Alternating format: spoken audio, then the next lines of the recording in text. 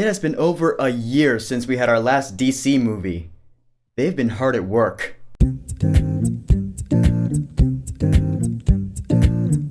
Aquaman! Does it look like he's on my shoulder? It's kind of funny. So Aquaman is the 6th movie in the DC Extended Universe, which I just gotta address this real quick. It's kind of sad because according to DC's original plan, The Flash was supposed to come out earlier this year, like in March. But in any case, we got Jason Momoa as Arthur Curry as Aquaman. This is his solo movie. It takes place sometime after Justice League. Arthur Curry is living his life, being awesome, when he's approached by Mara, played by Amber Heard. She's like, "Look, bro, your brother, King Orm, is going to declare war on the surface world. He's going to raise the Atlantean army, so you gotta stop him." So Arthur Curry's like, alright, sure. Can you tell how excited I am talking about this movie?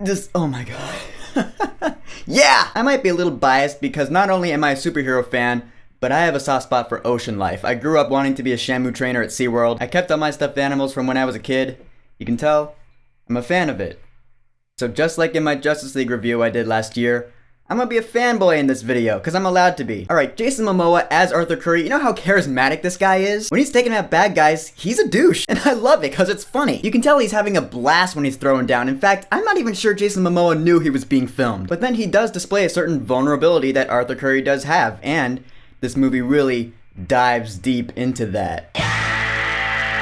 I had to. It's funny because when Jason Momoa was first revealed to be Aquaman, I was like, I don't see it at all. That's not the Aquaman I know. And now a couple years later, I walk out of this movie going, no, Jason Momoa is Aquaman. Just no one's gonna debate that ever. Amber Heard as Mara, this just in, she is hot. Like really just smoking. DC's doing a pretty good job of getting hot actresses to play badass chicks. When Mara's doing her thing, manipulating water and her eyes are glowing, it's like the most badass thing ever. I mean, there are a lot of most badass things ever in this movie. I'm just saying she's one of them. Now, I never grew up reading comic books. I don't read comics. So I don't know how Mara's supposed to be, you know, compared to the original source material. I've heard that she's supposed to be a little more edgy, but this is an adaptation, you know? And I thought Mara was badass in this movie. Her flaming red hair could have been dialed back a bit, but if for nothing else, it makes the vibrant colors of this movie pop out more. And Jason Momoa and Amber Heard had really good chemistry in this movie, for the most part. Their banter back and forth is really good, but at a point, their chemistry becomes a little too unbelievable. I'm trying not to spoil it, but me saying I'm trying not to spoil it probably just spoiled it, so whatever. I will touch on it more in my spoiler talk I do for this movie. King Orm is the villain. He's played by Patrick Wilson, and at times he did come across as a little boring because he's just angry throughout the entire movie. That being said, Patrick Wilson owns it. I could tell he took the role really seriously, and I admire that. Even when he did look kind of ridiculous in his full,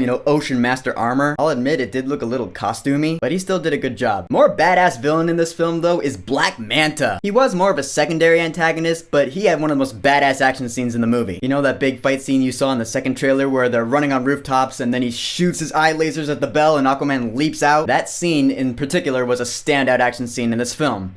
That might not be saying much because there are a lot of standout action scenes in this film. All I'm saying is props to Black Manta. The one character I thought could have been done a little better was Vulko. And I've actually heard this from a few friends of mine saying Willem Dafoe was miscast. And after seeing this film, I have to agree. I mean, Willem Dafoe is a great actor. Everyone knows this. He killed it as Green Goblin. But just looking at him in this film, it just looked like he didn't belong. Oh, I thought of a good one. I don't know if I should say it though, it's so bad. Like you have all these Atlanteans with their armor and their stature and they're tall. And then you have Willem Dafoe all like, follow the cold shiver running down your spine. He doesn't say that in the movie, I'm just saying though. Alright, screw it, I'll just say it.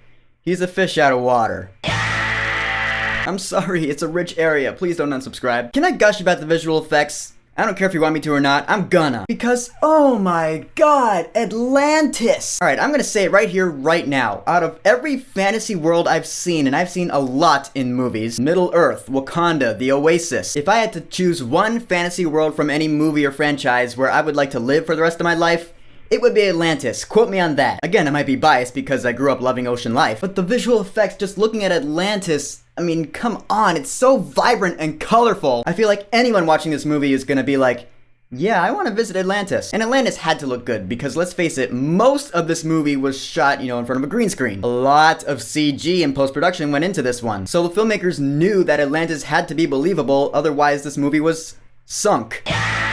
And it's just gorgeous. It truly is. I mean, not just the city itself, but you got all sorts of sea creatures in this movie. You got sea dragons and giant sharks and turtles and whales. I mean, I know that if there's no substance and story underneath, the movie's just gonna be flashy visual effects and just eye candy, but it's not gonna be great. I'm just saying, the visual effects in this movie, they're good. And luckily, So is the story. This is a long movie. It's 2 hours and 20 minutes, and I loved it. Why? Because this movie left out no details about the complete story it wanted to tell. I felt like every scene was important. It reminded me of Lord of the Rings in that sense. I mean, is it predictable? Yes, but predictability should not be a problem when it comes to superhero movies. Why not, you ask? Because we know that they're going to bring back the 50% of the population that Thanos wiped out. It's going to happen, we all know this, but I don't know about you, but I'm still gonna go see the movie and probably enjoy the hell out of it. And I'm pretty sure you are too, so don't give me, oh, it's predictable and that drags the movie down. That's not a valid argument. I also love how this movie was shot. I don't normally talk about cinematography in movies, but the cinematography in this movie really stood out to me. When the action scenes are going down, the camera's doing all sorts of cool things. It's not shaky cam, it's like,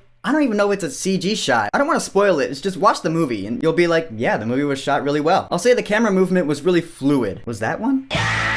And the score in this movie. It was done by Gregson-Williams, who also did the music for Wonder Woman. The score in this movie was absolutely epic. We're talking a big orchestra with a choir and big percussion. It fit the scope of the movie really well because there is a big war. You saw it in the trailer, and when it's all going down, you're just like, jeez. Again, it's like Lord of the Rings. However, when it comes to music, it's not all great. There is a Pitbull rap in this movie that I gotta say is one of the worst songs ever written, like ever, in the history of mankind. God, it's an atrocity. And that's all I have to say about that. But in the end, Aquaman was everything I wanted it to be and more. All the complaints I listed are really just little nitpicks compared to everything I loved about this movie. This movie's all about the visual effects, let's be honest, and they blew me out of the water.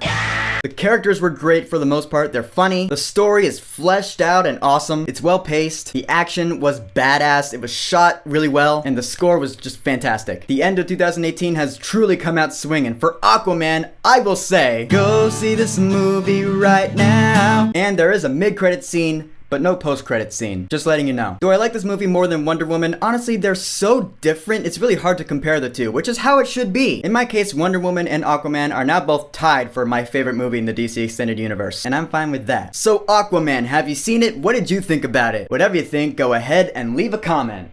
And don't forget to subscribe.